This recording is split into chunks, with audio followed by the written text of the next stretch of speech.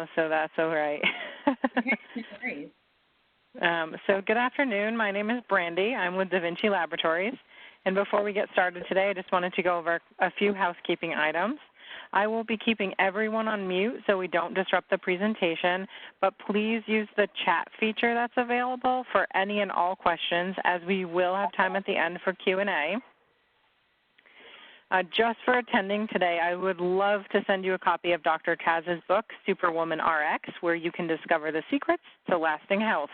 If you would like a copy of this book, please email me your mailing address to bkanya, Kanya, at foodsciencecorp.com. I have also posted my email address in the chat. All right, so let's get started. This amazing webinar series is brought to you by DaVinci Laboratories. For over 45 years, DaVinci Laboratories has been a leader in nutritional research, product development, and innovation from our home state of Vermont. We are a family-owned company, and we are always willing to assist you in any way possible on matters relating to nutrition. In 2019, in collaboration with Dr. Matt Hand from the Dartmouth Children's Hospital, we launched our newest supplement line, Little DaVinci. Little DaVinci products are the first kid-focused supplements to contain active forms of ingredients at levels based on actual clinical studies to help put our kids on a path to sustainable, good health through balanced diet, daily exercise, and proper nutrition. That is why we are beyond excited to partner with board-certified integrative medicine physician and wellness expert who has gained national recognition as a best-selling author, Dr. Taz, whose mission is to empower 1 million women to find their superpowers, restore their health and well-being, and embrace their purpose and gifts. So without further ado, welcome Dr. Taz. Thank you. Thank you for that very warm introduction, and I hope you guys can all hear me. As Brandy already mentioned, I'm an integrative health and wellness expert. I am based in Atlanta. The practice name is Center Spring MD. But I've been so gifted and fortunate to be able to travel the world talking about health and wellness and what it really means for us as women to really engage and embrace in this concept of wellness, because for so long, the medical dialogue has really been male-dominated, very patriarchal. We've been gaslit, so to speak. And that's why so many of our issues are puzzles or questions, and I know this just through my own personal health story. I've already had children, but my entire mission of my practice and even what I do is to really tie together the mom-child connection. Let me tell you a little bit about where that mission and purpose even came from to begin with. I had my own health journey as I was working through the emergency room and doing a lot of nights and just working really hard and not paying attention to my health, as many of you could relate to. And as I was powering through my journey, got really sick, lost my hair, was having a lot of joint pain, having a lot of weight gain, having a lot of autoimmune symptoms, and didn't really want to take the time to stop and figure out what was happening until the people around me urged me to get help. And a part of that journey to getting help was being introduced to the world of Chinese medicine.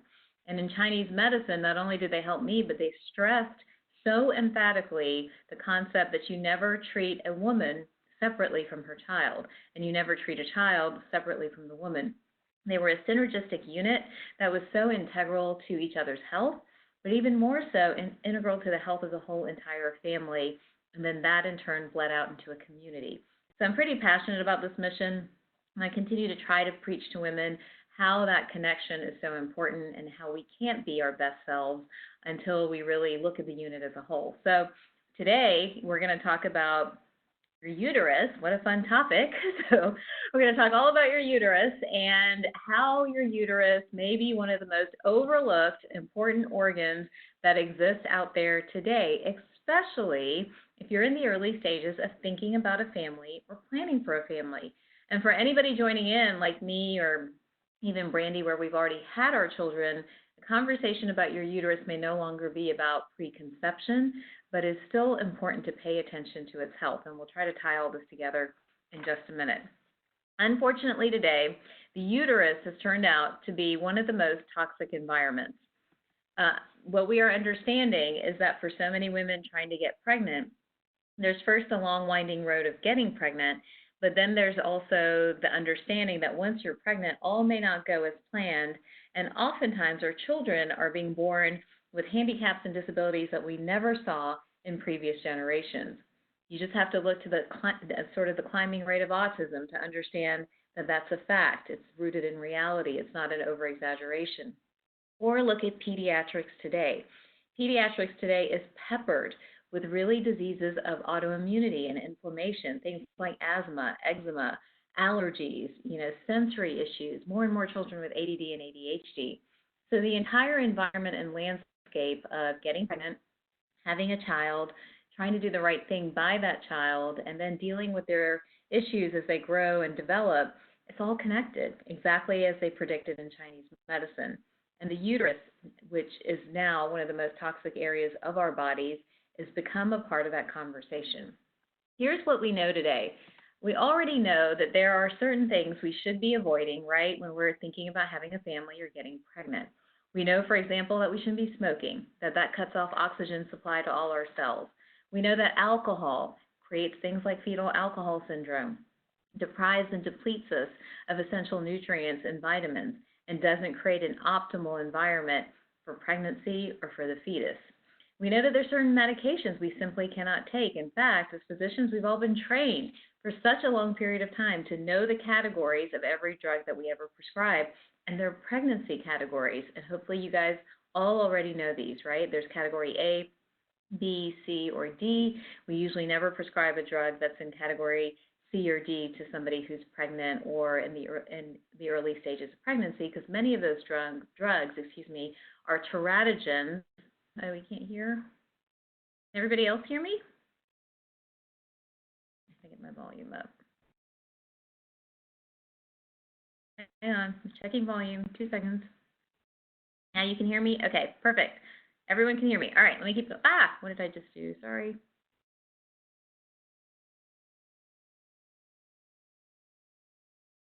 All right, I'm back. Can you guys hear? Everyone can hear me, right? I'm going to keep barreling through. If for some reason you can't hear me, let me know. But anyhow, we're talking about medications. So medications are often teratogens. Teratogens basically cause malformations or deformities in your unborn baby. So these are things we know. You probably, if you're thinking about pregnancy or pregnant, you've probably been told to avoid high mercury fish, right? Mercury, we know, is a toxin. It does cross the placenta. It crosses over even into breast milk as well. We have numerous studies that show that. But avoiding fish like shark, tilefish, swordfish, kingfish, and mackerel are your highest mercury fish. So that's information that your doctor has hopefully already given you, and that's something that you're doing. And then last but certainly not least are the soft cheeses and the deli meats. I love those soft cheeses and have to stay away from them. But those soft cheeses like camembert or brie or things like that have a high risk of listeria. And we know listeria can also invade and cross over the placental barrier and create malformations. So that's another issue with toxicity in the uterus and things we know already. They've been established in science. We understand that these things are harmful. So there's a good bit of knowledge and education for the woman trying to get pregnant or attempting to get pregnant or pregnant about these particular categories. What is not talked about, and what we really want to talk about today, is the environmental risk to your unborn child or to the fetus, and how that plays out not only through your pregnancy and through the newborn period, but plays out into the life of your child, much as it plays out into your own health as well. We understand today, like we never did before, that our children are faced with more toxins throughout their lifetime than in any other generation. And that's because there's so many different sources of toxicity today, and our environment is being robbed of the essential nutrients to get rid of these, or the capacity to get rid of these toxins, just like our body is being deprived essentially of the nutrients and the capacity to get rid of the toxins.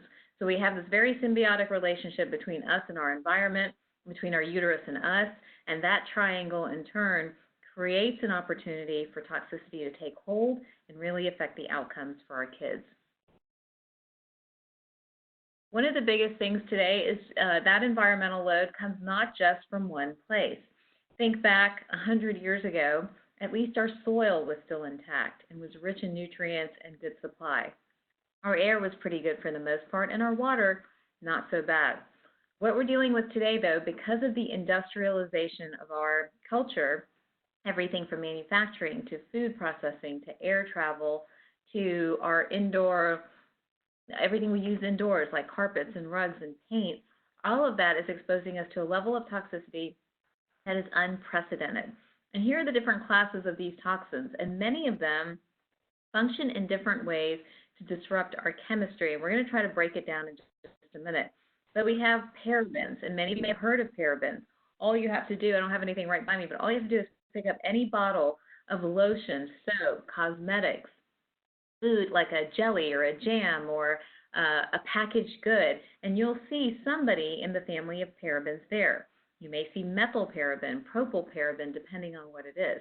But here's the deal. Parabens are endocrine disruptors, meaning they come in and they mimic things like estrogen or testosterone, and then they cause havoc within the body.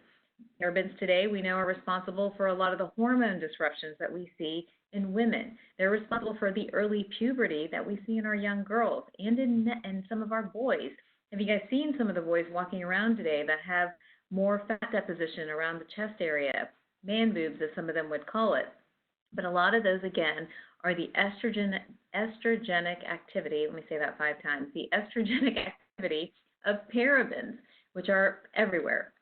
There's also exposure to phthalates, and phthalates, remember, are plastic derivatives. They're our pipes or our water bottles or some of our Tupperware containers.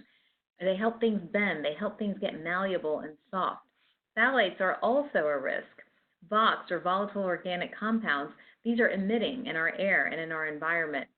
A lot of your plug-ins into your scents for your homes or things like that, or perfumes or paint, all emit VOX, and that in turn affects our ability to detoxify, but affects liver function, affects phase 1 and phase 2 detoxification, and then it's been shown again in research, crosses over the placenta and affects the fetus. Heavy metals, there's a lot of debate about heavy metals. Where are they coming from? What are they doing? Why are they important? Well, in just a second, we're going to review some of the science, and I want to share there's a lot of work being done on heavy metals to understand what's happening there. Now, heavy metals, the conventional community has recognized to a certain extent by understanding that there's mercury in some of the fish, and we need to decrease that mercury risk. But there's also mercury in our water, in fillings that we may be carrying around in our teeth.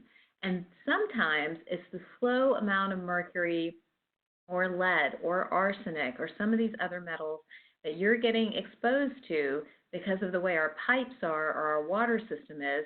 They accumulate, they form what I've been calling a lot that your toxic load, and trying to understand what that toxic load needs to be.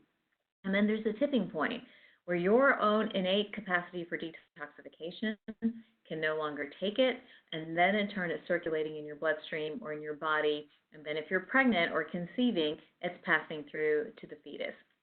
There are so many studies that connect heavy metals to different things. They connect it to autism, to future cancer risk in our unborn children.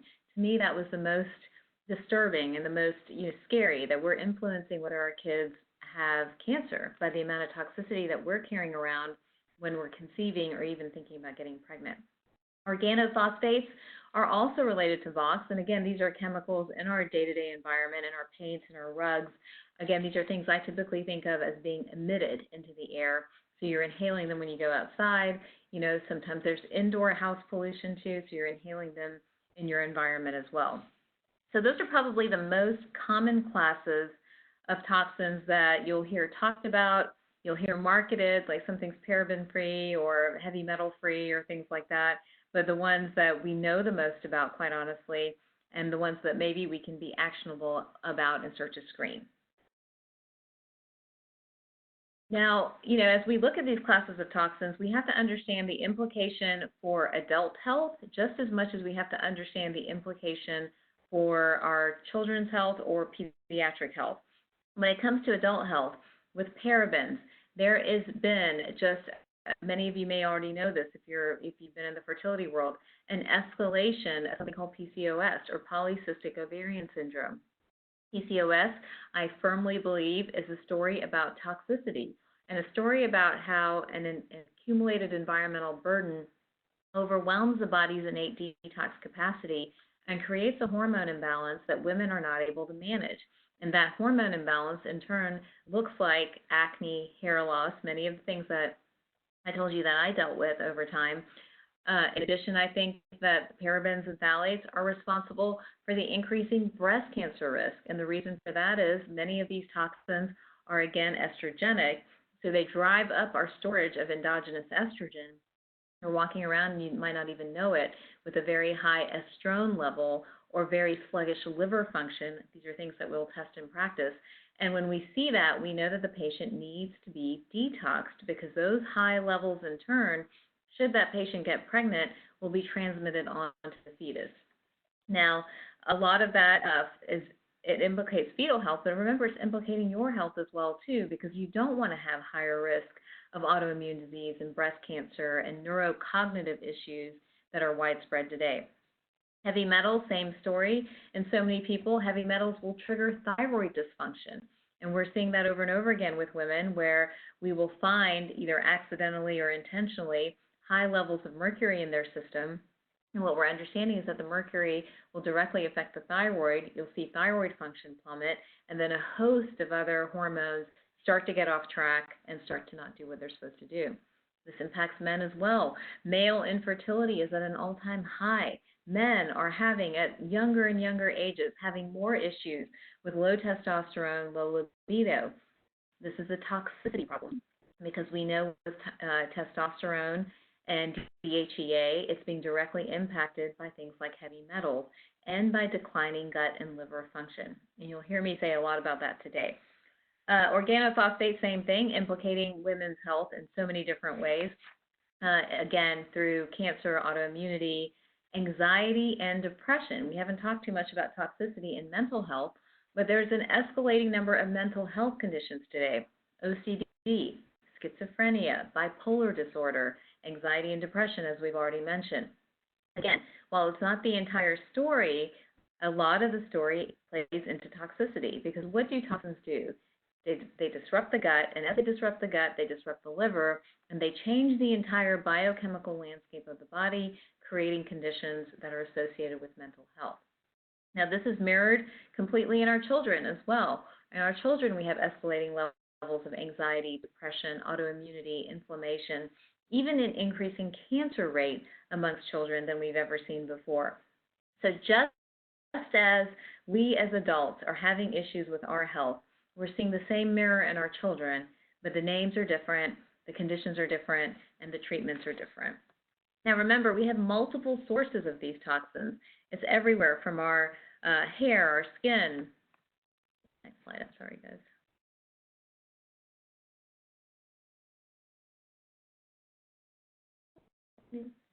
Such a tech savvy, you'd be so impressed with me. So much so that my 5 or 6-year-old used to be tech support. Okay, let's move on here. Okay, so again, we've covered some of this already, some of the health risks that are associated with here's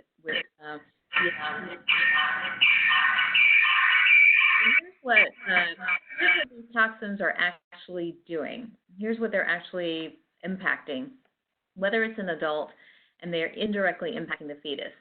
So the number one thing at a cellular level that these toxins will do is impact your digestive health. So if you're somebody walking around with bloating or constipation or reflux, any of these symptoms, then it's really important to pay attention to that if you're trying to get pregnant or thinking about getting pregnant. Because what's happening there is your ability to detox, simply having a bowel movement once or twice a day is impaired, and you're going to hold on to those toxins. And as you hold on to them, they're going to have a higher chance of crossing the placenta and affecting the fetus, not to even mention the impact on your health. I remember interviewing for my podcast recently a woman who was a huge proponent of colonics. No matter what you think about colonics, and I don't want people that are pregnant to do colonics, by the way, but no matter what you think about them, she was talking about the amount of waste that we hold already in our body. And if we're holding that much waste, imagine if you're not detoxing consistently and on a regular basis, how much you're holding, just regardless. So that's an issue as well. A big part of disrupting the gut involves disrupting the microbiome, meaning what these toxins are doing is shifting that gut bacteria either towards candida or towards bacterial overgrowth or affecting the integrity of the gut lining, so triggering something called leaky gut or malabsorption. And when all of that takes place, then we have a host of other issues that develop, like high insulin levels. Again, that tendency towards PCOS, a lot of issues with mental health. So hopefully you're understanding how this all is kind of connected up together. Now, some of the concepts that are a little bit harder to understand, most people get the gut part, but something that's maybe a little bit harder to understand is the role of toxicity on oxidative stress. Here's what I want you to do. I want you to imagine maybe a cell or even a triangle in front of you and maybe draw it out. But here's what's happening. On any given moment, even as we're talking and discussing, oxygen needs to be pushed into that cell. And as oxygen is pushed into that cell, the cell regenerates. Things like the mitochondria, which is the powerhouse of the cell, regenerates, helps to produce more energy, helps to clean things out. Almost like a laundromat. You put the coins in and the laundromat runs. Same idea with oxidative stress. You put oxygen in and the whole thing starts to run efficiently. Well, what toxicity will do, whether we're talking about the VOX, or the organophosphates, or the phthalates, it'll impact oxidative stress. So there'll be less and less and less oxygen getting into each cell and causing cellular degeneration or premature aging. That, for all of you out there who've been trying to get pregnant, struggling to get pregnant, is another concept in the fertility balance, that the cells simply don't have the oxygen they need, and then egg quality goes down, and many women walk around very defeated, thinking they'll never get pregnant, it's impossible for them to get pregnant, when simply they really needed a very aggressive detoxification. So oxidative stress is something you'll hear me come back to in just a minute. Inflammation is an overall concept that many of these things are creating. So many of us are walking around in a high inflammatory state, meaning our body is working against us. And sometimes it'll present as something obvious, like joint pain or rashes or hair loss in my case, but oftentimes it's subtle. It's under the surface. You don't realize it's happening. But to get pregnant in an inflammatory state and carry that child lends the child to also being in a more inflammatory state and having what the Chinese call weaker qi, or the inability to fight off the environment, have great energy, have great sustainability for the long haul. And then the last two are sort of related to these first four concepts. You know, where are your hormones? We've talked a little bit about that. What toxicity does is it disrupts hormones and hormone balance. It will directly make someone androgenic, meaning skewing to male derivatives of hormones, or estrogenic, meaning that they will hold on to hormone levels of estrogen, or somewhere between the two, because as estrogen levels climb, it'll flip somebody into being androgenic, and that is your PCOS story and so much of the autoimmunity and the cancer and stuff like that that we're seeing today. And finally, remember that anytime you disrupt the gut, you're absolutely going to disrupt neurotransmitters, which means your patients or yourself, you're just not going to feel good. You're going to have more anxiety. You're going to have more depression. Because guess what? 95% of neurotransmitters like serotonin, like GABA, like dopamine are made in the gut.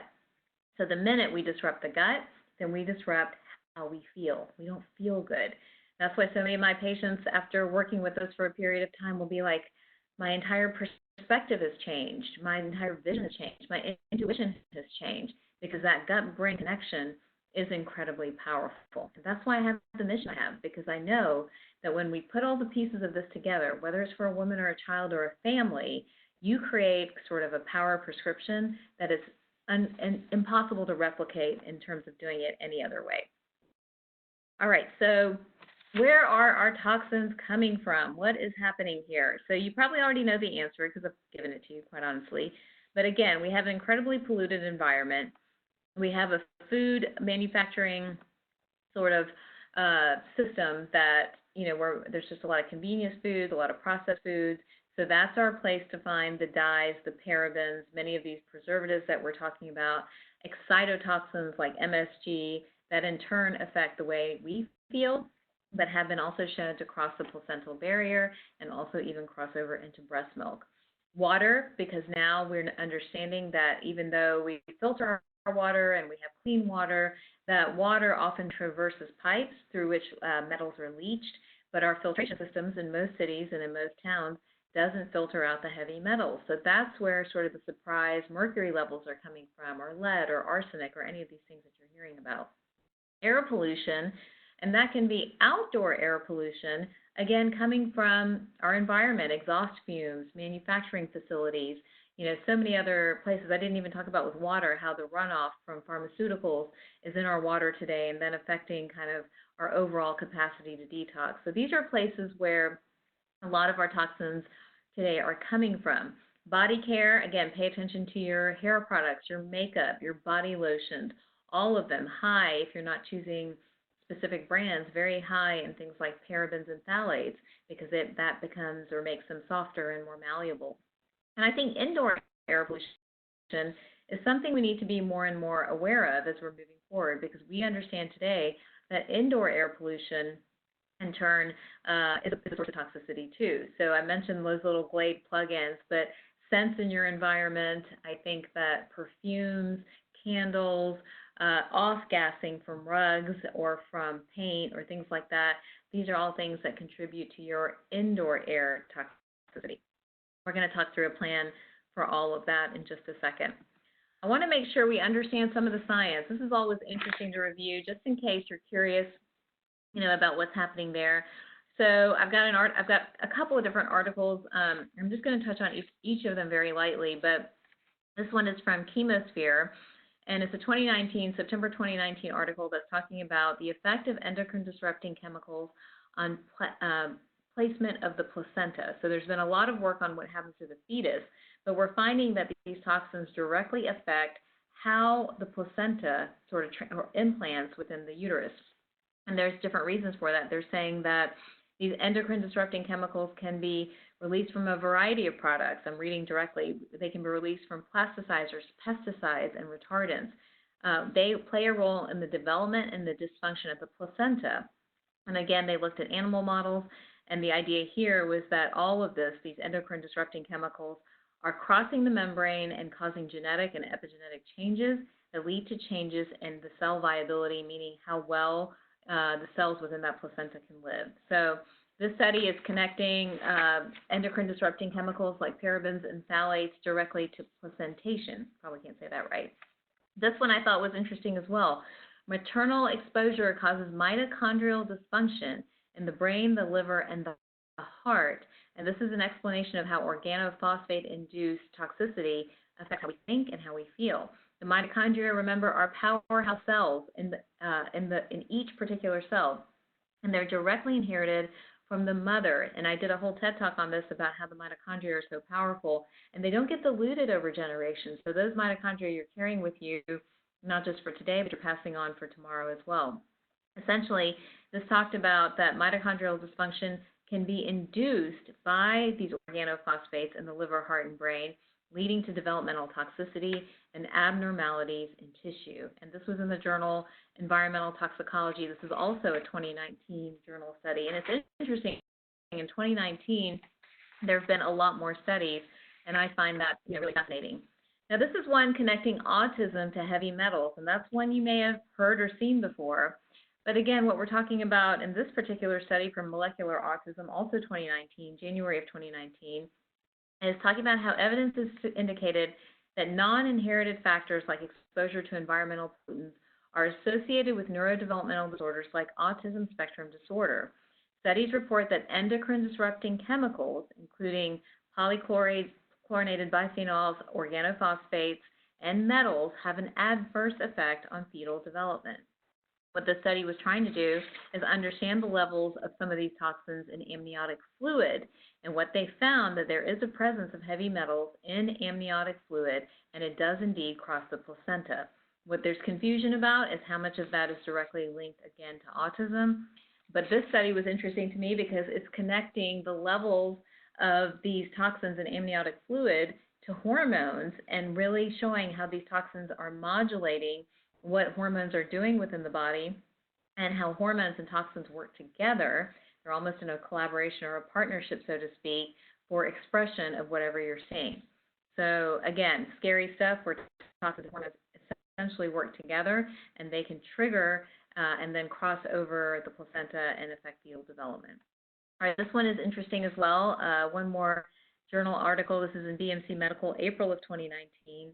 This was troubling. So this is talking about the uterine environment. Now, the uterine environment may influence something called telomeres. Telomeres, remember, are the length on your DNA molecules, and many people suggest that longer telomeres, or studies have shown, longer telomeres are associated with healthier cells, healthier DNA.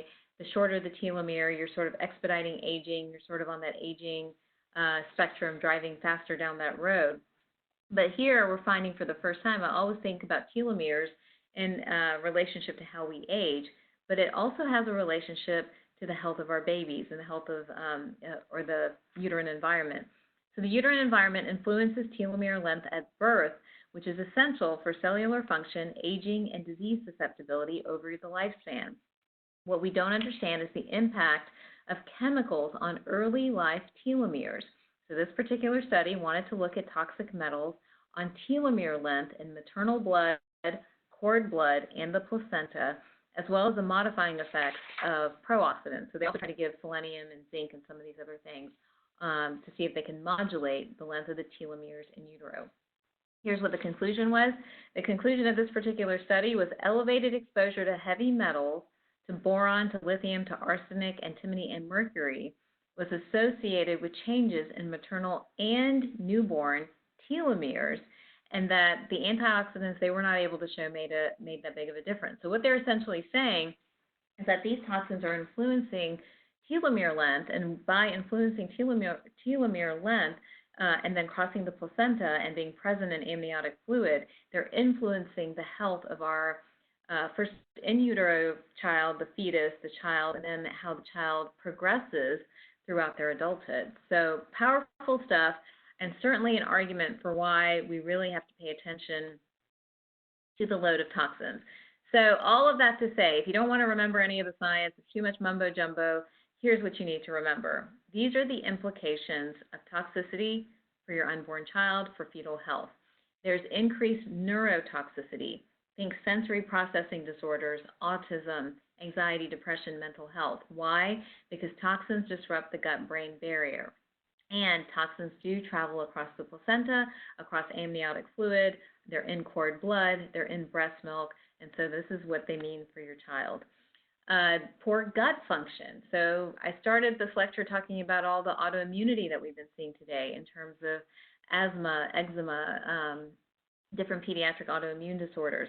But again, when the gut is disrupted by toxicity and it changes our genetics, then again, it's going to set us up for many of these diseases of inflammation. Then there's general failure to thrive, more and more kids having trouble with growth and development, having early puberty, but all of this leading to this very Chinese medicine concept of what they call weak qi. So qi was considered life essence, it was considered sort of the energy through which you sort of ran your life and how you moved forward. And what the Chinese medicine model would tell us about what's happening today is that we're weakening the generations to come. We are maybe making them more estrogenic. We're clogging up their livers. We're setting them up for more disease earlier in life. And this weak qi, they would say, would undo civilization.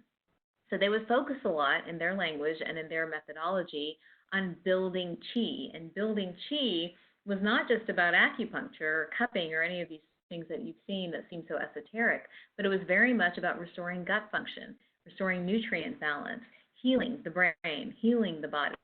And so that's how we're going to think and focus today when it comes to restoring your uterus and restoring, hopefully, fetal health, and ultimately trying to protect the health of your child. So let's launch into what we can do. Hopefully you understand the classes of toxins, what it means for your health. We're going to launch directly into what we can do and go from there. So this is your detox plan for your uterus, and this is centered around a central concept. So gut and liver balance. If you don't remember anything else about what we've talked about today, understand that the majority of detoxification that we can control beyond trying to control our environment is managing our gut and managing our liver.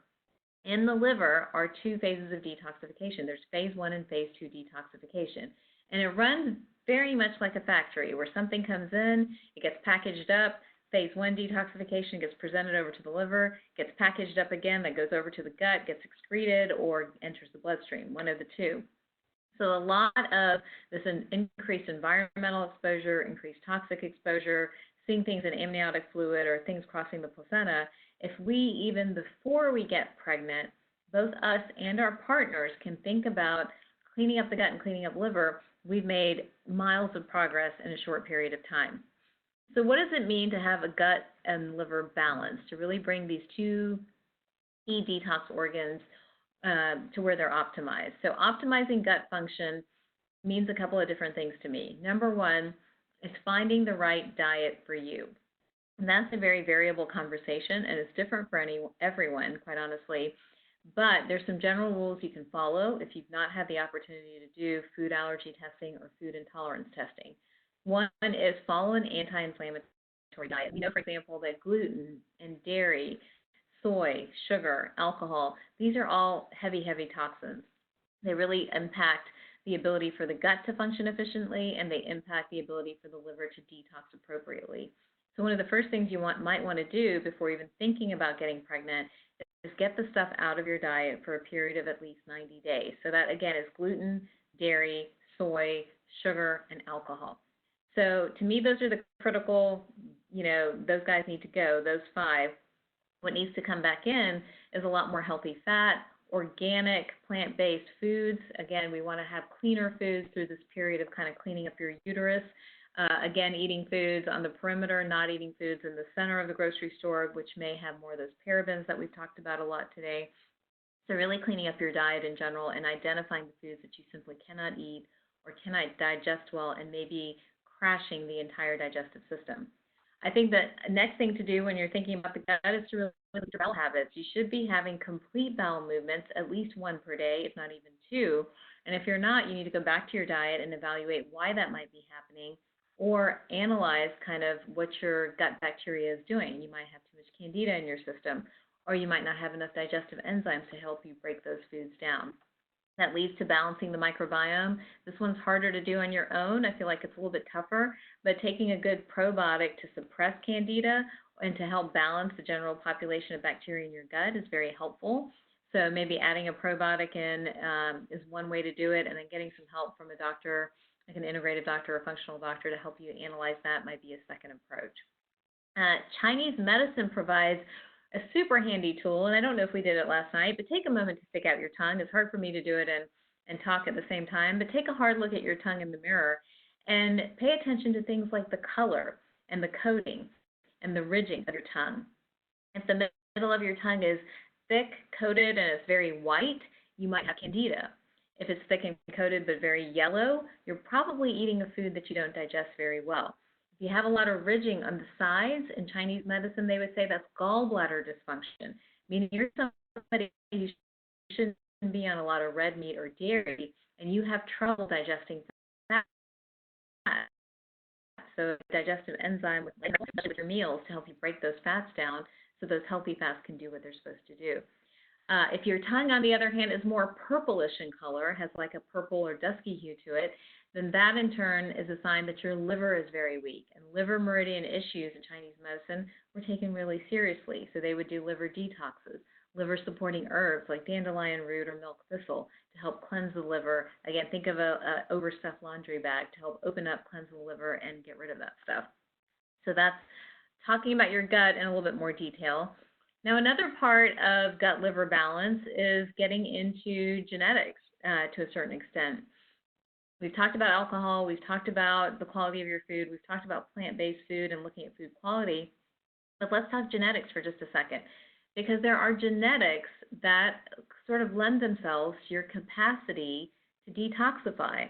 So this, again, is something you can do before you get pregnant so that you can understand, so to speak, what your risk is, right? For people with MTHFR, which is a very common genetic mutation that sort of dictates a more sluggish liver, the inability to methylate, which means the inability to add a chemical group onto certain things and move something through the body, those are the people that we know have a lot more issues with toxicity and therefore more issues with cancer, inflammation, autism, all these different things. Testing for MTHFR is very common nowadays.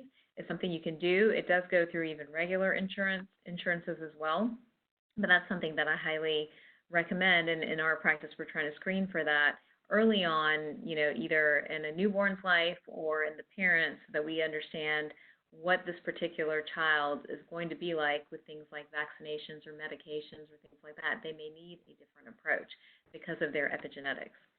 These are some of the other genetics you need to know when it comes to toxicity. So COMT predicts that you're going to have a lot of issues with estrogen and estrogen metabolism. Both COMT and MTHFR are typically a high need not only for methylfolate, which we'll hear about all the time, but also for methyl B12, for glutathione, for things that help to break estrogen down. And as we've talked about, remember, hormones and toxins work in collaboration. The more we can detox hormones and break them down, we break up that collaboration. VDR dictates being lower in vitamin D levels, and then SOD is a very important detox mutation. People that have the SOD mutation typically run very low in glutathione. Glutathione is a potent antioxidant that helps to sort of remove toxins that you're getting exposed to on a consistent basis, helps remove them from the body. So the advantage of knowing this, for example, if I'm treatment planning somebody and I know that they have these particular mutations, then I know that their 5, I always talk about finding the 5 supplements, the 5 things you need to be doing every single day. Their 5 would include something like methylfolate, glutathione, vitamin D, maybe methyl B12 and methyl B6 as well. But they would have a treatment plan that would match that to support any of the gut work and the liver work that we might already be doing. So genetics are changing. They're changing because of the environment, the weakening of the chi. Our generations are changing as well. But this is why we have to flip our mentality and be more proactive rather than being reactive. So your preconception prevention plan, or detoxifying that uterus, again, it's your diet. So thinking anti-inflammatory, taking out those foods with a lot of that are known to cause inflammation, known to really burden the gut. Choosing organic, choosing the nutrients to support the right epigenetics and SNPs and to support detox capacity. Reducing inflammation, and you can reduce inflammation in many different ways, but it's everything from how much time you're on Wi-Fi, to how much sleep you're getting, to the exercise that you're getting, to your mental makeup, stress, and what's that doing to your inflammatory load. Working to improve your oxidative stress. Remember the amount of oxygen coming into every cell, so that every cell you provide to your fetus is overflowing with life and life force, rather than being one that's already degenerating and already kind of withering away. And then overall improving your detox capacity by, again, having regular bowel movement, watching your environment, and really paying attention to everything around you. We know that there's certain nutrients, for sure, we've touched on some of them, but certain nutrients for sure that are imperative when we're talking about a preconception plan and detoxing the uterus. I would urge everybody to be on methylfolate and be on a methylated B vitamin. I would urge everyone to be on glutathione. Glutathione we just talked about. The glutathione is probably our own inherent detoxer. CoQ10 is another one that helps to improve mitochondrial function that we as mothers hand on down to our children, and so we want to provide them with optimized mitochondria. These are different ways that you can optimize your nutrition beyond just your diet to help your fetus and help what's flowing through the placenta, through amniotic fluid, and through breast milk as well. Some of that is summarized here. We want to reduce inflammation. We want to improve oxidative stress with things like turmeric or CoQ10. We really want to detox the liver through using things like milk thistle and dandelion root. And again, paying as much attention as you can to gut health, I think, is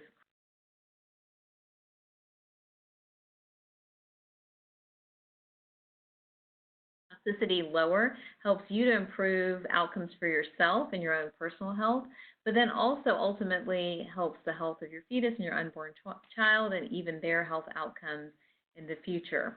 And last but not least, I'll close by just saying it's really important to know your toxic load. I didn't have a chance to put that slide up, but I think doing an inventory of where you want to focus. So between, if you're taking notes, maybe writing down the categories like food, air, water, body care, medications, maybe writing those 5 categories down and understanding what you're doing currently. With food, focusing on eating more organic. With air, making sure your indoor air quality is where it needs to be. And then if you are in a more polluted environment, taking steps and precautions to make sure you're not out at certain times of the day. Water, filtering your water appropriately, using spring water that has more minerals in it rather than using tap water. Even bottled water, being really careful with bottled water and making sure that it's not in plastics that are maybe have, the parabens or the BPA in it, those type of things. So seafood, air, water, body care, again, picking brands that are paraben-free or phthalate-free, reading labels, understanding the companies that are truly choosing those brands. And then last but not least is looking at all the other things you're doing in terms of your stress and your lifestyle and your exposure to Wi-Fi. All of these make up your toxic load. So if you're thinking about getting pregnant, hopefully this is a great roadmap for you. If you're already pregnant, it's not too late. The body is malleable, it's plastic, it heals very easily, it responds to changes. And then if you've already had children, this is a message to pass on. And I think a message to pass on to any woman. I wish I had known this at the time that I was having my children, but it's a message to pass on to women. We're in a sisterhood after all. And then a message for you for your own personal health, because if you're not paying attention to this for you, then it's going to impact you down the road. So I'll stop there and take a few questions. Thank you. That was a great presentation. There's a chat feature on the side for anyone that would like to ask questions. If you could just submit them to the chat. And while you guys are typing, if anyone would like a copy of Dr. Taz's book, Superwoman RX, please go ahead and email me at bkanya@foodsciencecorp, that's CORP.com. And just shoot me your mailing address, and I would love to send you out a copy of her wonderful book. Let's see, I'm not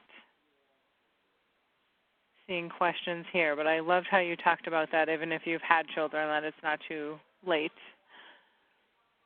Definitely. I mean, I think it's just a message about health and what we're up against. Yes. So my email address is bkanya@foodsciencecorp.com. Let me see. What was that question? It popped up and it went away. It was? Can you share how early before preconception you should check your environmental toxins? So ideally it's 6 months, because that gives you time to work on it and work on yourself a little bit. But, the sooner the better, but 6 months is ideal, 90 days, not so bad. Even a month before, it all makes a difference. But for those of you who start thinking about starting families, try to plan about 6 months ahead of time. I think there was a question about what to do. What do you like to use to test environmental toxins? I saw that pop back up. So there are different tests you can use. There's a company called DDI, and it'll check your water quality. There's another company called Great Plains, and it'll check and see if you've got different levels of toxins in your system. A lot of heavy metal testing is done by Genova. So there's some different companies out there that do toxicity testing to help you understand kind of where you may be at any given moment.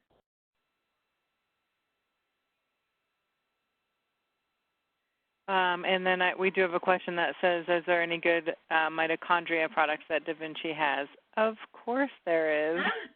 I'll let you speak to that. Which one? I mean, I love we have a great, all of those. We have a great powdered supplement called MitoFuel. And so it's the D-ribose. That's a really great product. I'll send you a link in the chat before we get off. Water filter, I see a question about that. So there's some great water filters.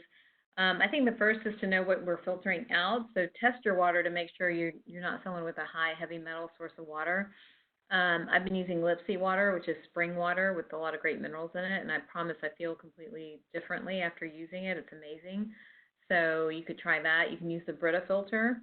That's another good one as well. There's the Keegan filter is the other one, and that also filters out heavy metals also. I also see a question here that says, for metals, do you prefer hair, urine, or blood? I'm assuming that's for testing. That is for testing. So the testing of metals is very debated and everyone goes back and forth, but here's where I am. I think our conventional blood testing is not pulling it out. So I would test urine or I would test hair as your first screen. If those come up positive, then I would do something like a Quicksilver is the kind of the most reputable company right now, but I would do something like that where they do hair, urine, and blood and look at how you're excreting it. That's why I like this particular test. It just doesn't look at levels in your system, but it also looks at how you're excreting it to make sure you're in, like whatever's coming in is being excreted at the same exact rate. Then you don't have too much of an issue. But when it's coming in and then you're holding on to it, even if I've had these patients where just a tiny amount is coming in, there's not a lot that's coming in, but your bodies are holding on to it, those are the ones that are more problematic. So I think an initial first step is maybe hair and urine, and then moving on to a bigger panel, which does all of it. Okay. And then it says, do you chelate prior to testing for heavy metals? Don't chelate prior, no, because I am not a believer in chelating prior. We want to know where the body stands at the moment. We may chelate post, though, for sure. And then I saw another Dr. Bhatia pop up there, so hello. We might be related, you never know, but congratulations, you're a naturopath. Congratulations on your work and on getting married, and thank you for following me.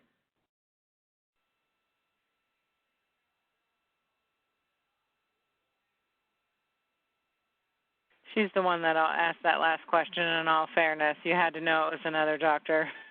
About the testing? Yeah. Yeah, I was going to say, how did someone know about chelation? Yeah. No, I don't pre-chelate. I know I've read about all that, but I'm not doing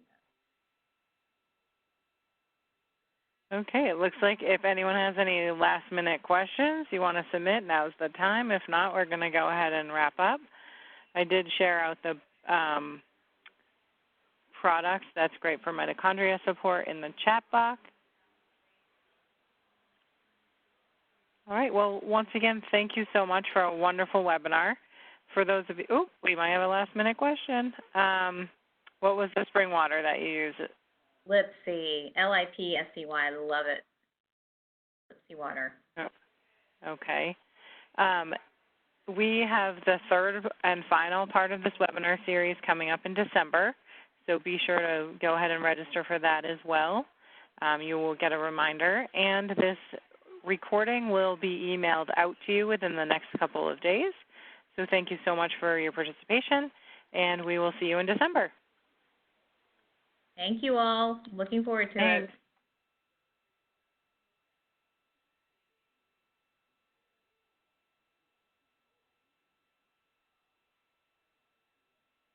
Cindy says thank you.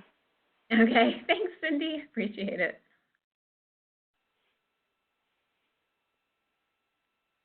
Let's see. I'm just going to hang up and give people a few minutes to hang up.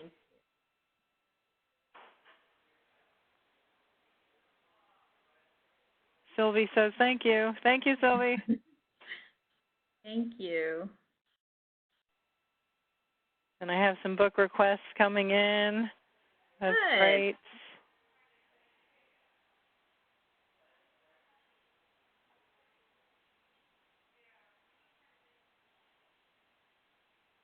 All right. I think I'm going to go ahead and disconnect now. Thank you, everyone, for joining. Thank you again, Dr. Taz. It was another wonderful webinar. Thank you guys for having me, and we'll reconvene next time.